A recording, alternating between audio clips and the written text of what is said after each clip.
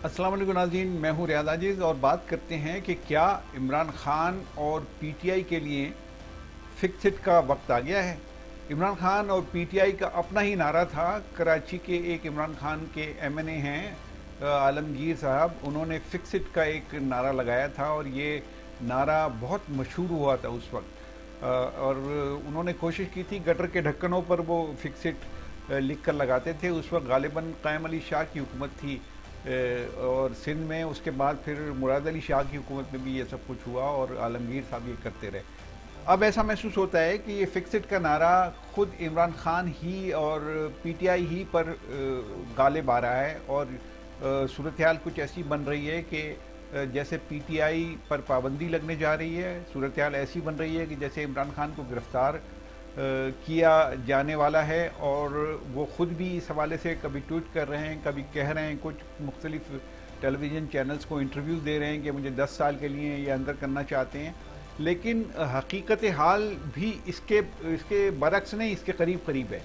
इसमें जो अहम बात यह है कि इमरान खान बार बार रियासती इदारों की तौहीन करते रहे, उनमें बैठे लोगों का नाम लेकर कत्ल का इल्ज़ाम लगाते रहे उन पर, और बहुत सारी ऐसी चीज़ें करते रहे। और वो उस वक्त ये समझ रहे थे कि वो अनटचेबल हैं। ये बड़ी अहम बात है कि इमरान खान खुद को अनटचेबल समझते थे उस वक्त तक, लेकिन अब उनके रवैये में, उनकी सोच में एक नुमाया फ़र्क नज़र आ रहा है। क्योंकि एक बयान आया है जो निगरां हुकूमत है पंजाब की, उसके इत्तलात के वज़ीर हैं आमिर मीर साहब, उनकी तरफ से एक बयान है कि 40 से 50 दहशतगर्द इस वक्त ज़मान पार्क में छुपे हुए हैं। और ये वो दहशतगर्द हैं कि जिन्होंने लाहौर में कोर कमांडर हाउस को नजर आतिश किया और लाहौर के अलावा दीगर मकामात पर दहशतगर्दी की कार्रवाइयाँ की और पाकिस्तान की जो अलामत थी, पाकिस्तान की बका सलामती की अलामत थी, उसको नुकसान पहुँचाया, उसको नजर आतिश किया। तो ये एक सिनेरियो बन रहा है और मामला इस तरह डेवलप हो रहा है, इस तरह आगे बढ़ रहा है कि जैसे इमरान खान को इस बहाने या किसी भी बहाने गिरफ्तार कर लिया जाएगा। तो आमिर मीर साहब ने कहा कि ये दहशतगर्द छुपे हुए हैं ज़मान पार्क में। उसके जवाब में इमरान खान ने नहायत हम्बल अंदाज से आज पहली दफ़ा तारीख़ में, यानी उनकी जितनी भी सियासत की तारीख़ है, तो उसमें बड़े हम्बल अंदाज से कहा कि सर्च वारंट ले आएँ और चेक कर लें ज़मान पार्क को। तो अब उनकी भी जो गर्दन में रॉड था वो किसी हद तक उसमें खम आ गया है और उसमें तब्दीली आ गई है। अब अभी इसके अंदर बहुत कुछ होना बाकी है। अभी इमरान खान से बहुत सारे हिसाब लेना बाकी है। जो कुछ पाकिस्तान के साथ 9 मई को किया गया वो उसको तारीख़ भुला नहीं सकती। जो कुछ पाकिस्तान की यादगारों के साथ 9 मई को किया गया, रेडियो पाकिस्तान को नजर आतिश किया गया कि जिसने आज़ादी पाकिस्तान की खबर सबसे पहले नशर की, रेडियो पाकिस्तान से नशर की गई। यानी पाकिस्तान में जो खबर नशर की गई 14 और 13 की शब में पाकिस्तान बनने की, वो रेडियो पाकिस्तान पेशावर की तारीख़ी इमारत थी। अब उसको भी नुकसान पहुँचाया गया। मैंने कल भी एक वीलॉग में अपने बात की थी कि ये डॉट्स अगर आप जोड़ें तो ये डॉट्स मिलते हैं कहीं जाकर। यानी ये डॉट्स जो मैंने तरतीब वाइज आपको बताया था कल अपने वीलॉग में कि एक पाकिस्तान की जो निशानियां हैं, जो जिससे पाकिस्तान की तारीख़ जुड़ी हुई है, जिससे पाकिस्तान के कायद आज़म जुड़े हुए हैं, जिससे पाकिस्तान की जो सकाफ़त जुड़ी हुई है, वो सारी चीज़ें। और सबसे बड़ी बात कि इस्लाम के नाम पर पाकिस्तान बना था, तो उसमें एक मस्जिद को नजर आतिश किया गया। पाकिस्तान के दिफा के हवाले से एक तैयारे को नजर आतिश किया गया। पाकिस्तान की तारीख के हवाले से कायद आज़म के हाउस को नजर आतिश किया गया। तो ये इन डॉट्स को अगर आप जोड़ लीजिए तो आपको समझ में आएगा कि ये क्या मामला है और क्यों ये सारा किया गया है। कोर कमांडर के घर पर अगर हमला किया जाता है तो वो उसकी जो रीजनिंग है, इन सारे डॉट्स को जोड़िए तो पाकिस्तान की फ़ौज को निशाना बनाया गया, पाकिस्तान के कायद को निशाना बनाया गया, पाकिस्तान यानी बानी है पाकिस्तान की तारीख को निशाना बनाएगा। मुसलमान यानी इस्लाम के नाम पे पाकिस्तान बना था, इसलिए मस्जिद को निशाना बनाया गया।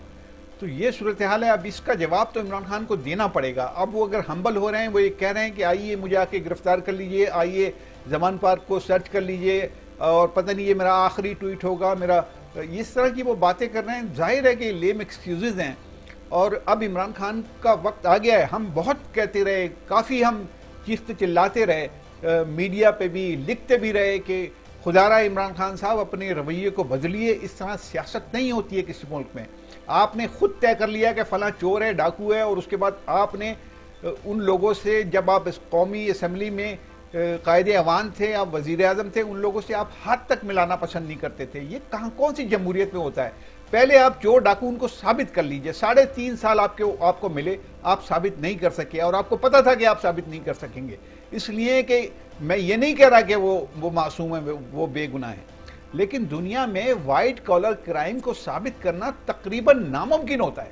یہ وائٹ کالر کرائم ایسا ہوتا ہے کہ اس میں اتنے زیادہ لوگ بیچ میں انوالو ہوتے ہیں کہ آپ اصل آدمی تک تو پہنچ ہی نہیں سکتے.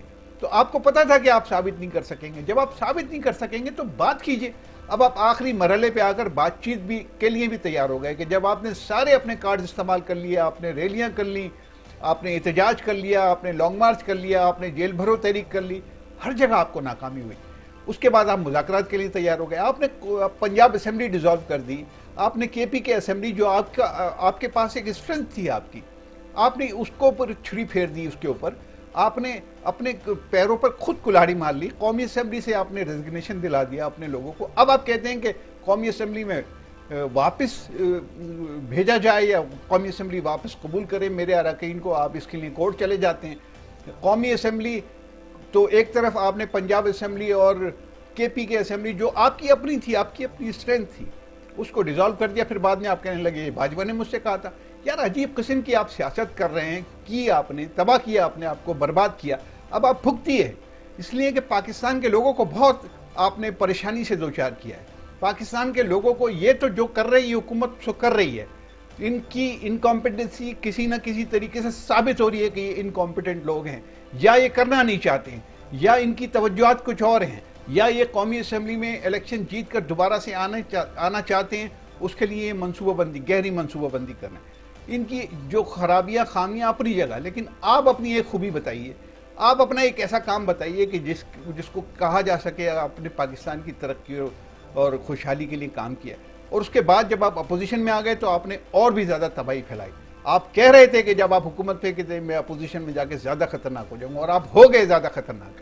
اپنے لیے ہی زیادہ خطرناک ہو گئے. اپنے ہی پیروں پہ کلاڑے مارتے رہے، اپنے ہی آپ کو نقصان پہنچاتے رہے، اپنے ہی لوگوں کو پرویز الہی آپ کو چیخ کے کہتے رہے کہ اسمبلی مت توڑو، لیکن آپ نے اسمبلی توڑ دی. ادھر سے کے پی کے والے آپ کو کہتے رہے اسمبلی مت توڑو، آپ نے اسمبلی توڑ دی. اب آپ بھگتیے. آپ نے صورتحال اس طریقے کی بنائی ہے، آپ بھگتیے اس کو. اور اب آپ کو ایک چیز کا جواب دینا پڑے گا. آپ کو ان الزامات کا بھی جواب دینا پڑے گا جو مسلسل آپ ریاستی اداروں پہ لگاتے رہے. آپ ثبوت دیجئے. اگر آپ کے پاس ثبوت نہیں ہے تو ہوا میں باتیں نہیں ہوتی ہیں اس طرح کی.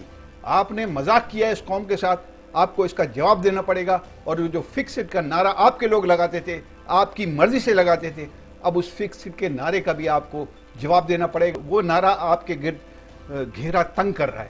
اب دیکھیے آپ کا کیا مستقبل ہوتا ہے. اجازت چاہتا ہوں. اللہ حافظ.